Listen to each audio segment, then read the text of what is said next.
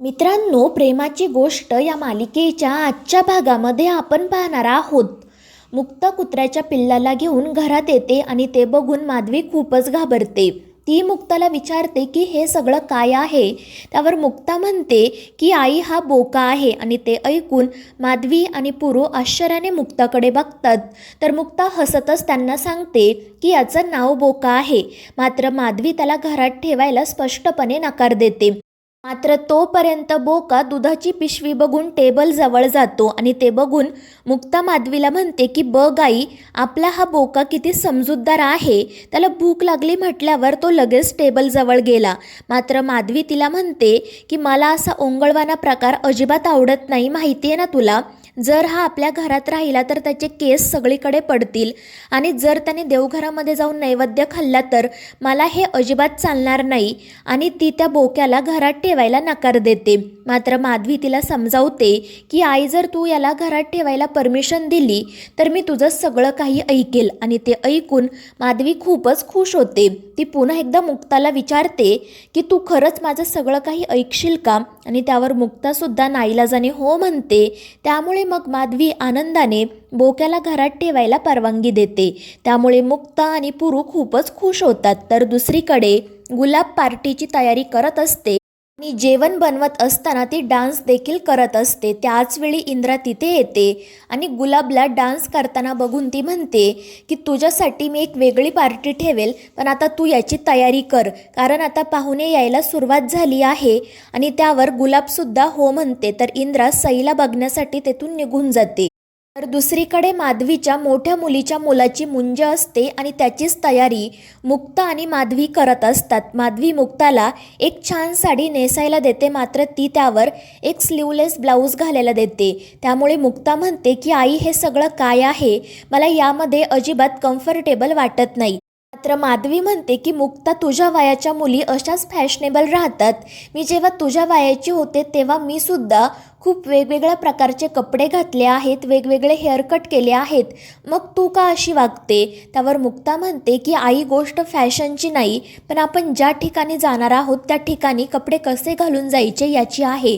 आपण ताईच्या मुलाच्या मुंजेसाठी जाणार आहोत ना, मग तिथे उगाच ही फॅशन करण्याची काय गरज आहे.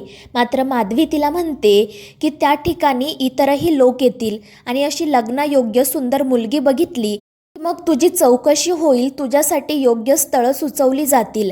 आणि ते ऐकून मुक्ता काहीच बोलत नाही. तर माधवी म्हणते, आणि मी हे सगळं तुला का सांगते, कारण तूच मगाशी कबूल केलं ना की जर मी त्या बोक्याला घरात ठेवायला परवानगी दिली तर तू माझं सगळं काही ऐकशील. त्यामुळे तू उद्या समारंभासाठी हीच साडी घालून यायची आहे. आणि मग त्यासाठी मुक्तासुद्धा हात जोडून हो म्हणते. तर दुसरीकडे इंद्रा गुलाबला पार्टीची सगळी तयारी झाली आहे की नाही ते विचारते. त्यावर गुलाब तिला सगळी तयारी झाल्याचं सांगते. त्यामुळे इंद्रा खुश होते आणि मग ती पार्टीसाठी तयार होण्यासाठी जाते. तर दुसरीकडे सई मुक्ताच्या घरी गेलेली असते आणि बोक्यासोबत खेळत असते आणि तिला आनंदी बघून मुक्तासुद्धा खूप खुश होते. मात्र त्यानंतर तिला आठवतं की मगाशी सईच्या बाबांनी तिचा कॉल कट केला होता. त्यामुळे ती सईला विचारते की तुझ्या पप्पांचा पुन्हा कॉल आला का. आणि त्यावर सई नाराज होत नाही म्हणते आणि ते बघून मुक्ताला वाईट वाटतं. तर सई तिला विचारते की मुक्ता आंटी, तू माझ्या पप्पांना ओळखतेस का, ते घरी कधी येणार आहे तुला माहिती आहे का. आणि सईचे हे प्रश्न ऐकून मुक्ताला खूप वाईट वाटतं. त्यानंतर ती सईला विचारते, पण तू इथे आली आहे ही गोष्ट तुझ्या आजीला माहिती आहे का. आणि त्यावर सई हसतच नाही म्हणते. तर मुक्ता तिला समजावते आणि सांगते की घरी सर्वजण तुझी वाट बघत असतील, आता तू घरी जा, बोक्यासोबत खेळायला नंतर ये. आणि त्यावर सईसुद्धा हो म्हणते आणि मग ती तेथून पळतच निघून जाते. तर मुक्ता सईच्या वडिलांचा म्हणजेच सागरचा विचार करत असते आणि मग त्यानंतर ती त्या वधूवर सूचक मंडळाच्या वेबसाईटवर जाऊन सागरचं प्रोफाईल चेक करते. तर दुसरीकडे इंद्राच्या पार्टीसाठी गुलाब सोसायटीच्या हॉलची चावी घेण्यासाठी गोखलेंकडे येते. मात्र माधवी तिला चावी काही देत नाही. त्यामुळे पुरू तिला समजावतो की तो हॉल सोसायटीचा आहे, आपली प्रायव्हेट प्रॉपर्टी नाही आणि कमिटीने फक्त चावी आपल्याकडे ठेवण्यासाठी दिली आहे. त्यावर माधवी म्हणते, पण ही चावी नक्की कोणाला हवी आहे, कशासाठी हवी आहे हे विचारणं आपली जबाबदारी नाही का? आणि त्यावर गुलाब तिला सांगते की ही चावी आमच्या मॅडमला हवी आहे, कारण त्यांची आज पार्टी आहे. मात्र माधवी स्पष्टपणे नकार देते आणि चावी घेऊन घरात जाते. पुरू तिला समजवण्याचा प्रयत्न करत असतो की तू असा वेडेपणा करू नको, ती चावी त्यांना दे. मात्र माधवी काही त्याचं ऐकत नाही. आणि त्याच वेळी ती मुक्ताच्या रूमजवळ जाते तेव्हा तिला समजतं की मुक्ता त्या वधूवर सूचकच्या वेबसाईटवर एका मुलाचं प्रोफाईल चेक करत आहे. आणि ते बघून माधवीचा आनंद गगनात मावेनासा होतो. त्याच वेळी पुरूसुद्धा त्या ठिकाणी येतो. मात्र माधवी त्याला थोडा वेळ गप्प राहायला सांगते आणि मग ती कौतुकाने मुक्ताकडे बघतच त्याला म्हणते की ते बघ, मुक्ता त्या वेबसाईटवर एका मुलाचं प्रोफाईल चेक करत आहे. तिला नक्कीच तो मुलगा आवडला असणार. आणि मग याच आनंदामध्ये ती पुरूला सोसायटी हॉलची चावी देते आणि मग पुरू ती चावी गुलाबला देतो.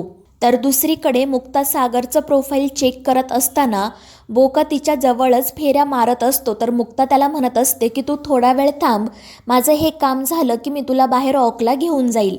मात्र त्याचवेळी माधवी त्या ठिकाणी येते. ती स्वतःहून बोक्याला हातात घेते आणि मुक्ताला म्हणते की तू तुझं काम कर, या बोक्याला मी ऑकला घेऊन जाते. आणि ते ऐकून मुक्ता माधवीकडे आश्चर्यानेच बघू लागते. ती माधवीला विचारते की आई हे सगळं काय आहे? त्यावर माधवी उगाच म्हणत असते की हा बोका खरंच खूप गोड आहे.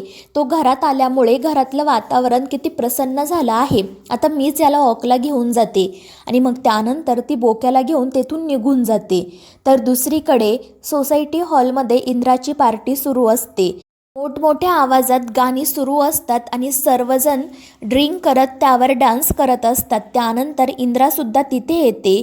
ती गुलाबला सांगते की सगळे पाहुणे आले आहेत, आता तू त्यांच्या खाण्यापिण्याकडे लक्ष दे. आणि मग त्यानंतर ती सुद्धा डान्स करायला सुरुवात करते.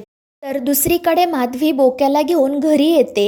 मात्र ती दरवाजा उघडेपर्यंत ज्या ठिकाणी पार्टी सुरू असते तिथे तो बोका जातो आणि पार्टीमधील पदार्थ खायला सुरुवात करतो. आणि ते बघून सगळ्यांनाच धक्का बसतो. गुलाब पटकन त्याला उचलते आणि माधवीकडे देते. मात्र तोपर्यंत इंद्रा त्या ठिकाणी येते आणि सगळे पदार्थ अस्ताव्यस्त पडलेले बघून ती खूपच चिडते. आणि मग त्यानंतर माधवीचं आणि इंद्राचं भांडण सुरू होतं. त्या एकमेकींना वाटेल ते बोलत असतात. बापू कोळी त्या दोघींना थांबवण्याचा प्रयत्न करतात. मात्र त्या दोघीही गप्प बसत नाही. त्यानंतर पुरूसुद्धा त्या ठिकाणी येतो. तो सुद्धा माधवीला शांत राहायला सांगतो. मात्र त्या दोघी एकमेकींसोबत मोठमोठ्या आवाजात भांडण करत असतात आणि त्यांचा आवाज शेवटी मुक्तापर्यंत पोहोचतो. त्यामुळे ती सुद्धा सोसायटी हॉलमध्ये जाते. आणि त्यावेळी इंद्रा माधवीला म्हणते की तुझ्या या किरकिरीमुळेच तुझ्या मुलीचं लग्न मोडलं. जर तुझी ही किरकिर अशीच सुरू राहिली तर तुझ्या पोरीला आयुष्यभर घरातच बसावं लागेल. आणि इंद्राचं हे बोलणं ऐकून माधवी, मुक्ता आणि पुरूला खूप वाईट वाटतं. माधवी खूप चिडलेली असते. ती मोठ्याने इंद्रावर ओरडते. मात्र इंद्रावर त्याचा काही परिणाम होत नाही. आणि मग त्यानंतर मुक्ता माधवीला शांत करते आणि तेथून घेऊन जाते. त्यानंतर रात्री जो काही प्रकार घडला त्यामुळे माधवीला खूप त्रास होत असतो. तर पुरू तिची समजूत काढण्याचा प्रयत्न करत असतो. मात्र माधवी रडतच म्हणते की आपल्याला इतका त्रास होत आहे तर बिचाऱ्या आपल्या मुक्ताची काय अवस्था झाली असेल. तर दुसरीकडे मुक्ता झोपी गेलेली असते. तर मित्रांनो, या मालिकेच्या पुढील भागांमध्ये आपण पाहणार आहोत मुक्ताच्या मोठ्या बहिणीच्या मुलाच्या मुंजेच्या कार्यक्रमामध्ये मुक्ता, माधवी आणि पुरू जातात. मात्र त्या ठिकाणी एक बाई मुक्ताचा अपमान करतच माधवीला म्हणते की माझा मुलगा तर बाप होऊ शकतो, पण तुमची मुलगी कधीच आई होऊ शकणार नाही. तिला एखादं बाळ दत्तकच घ्यावं लागणार. मात्र माधवी म्हणते की आमच्या मुक्ताकडे दुसरा पर्याय आहे. आणि ती मुक्ताला म्हणते की तू सगळ्यांना सागरबद्दल सांग. तर दुसरीकडे पार्टीमध्ये सागरची आणि सईची भेट होते. सईला बघून सागर खूपच खुश होतो. मात्र जेव्हा तो सईच्या हनुवटीवरील तीळ पाहतो तेव्हा तो रागातच तेथून निघून जातो.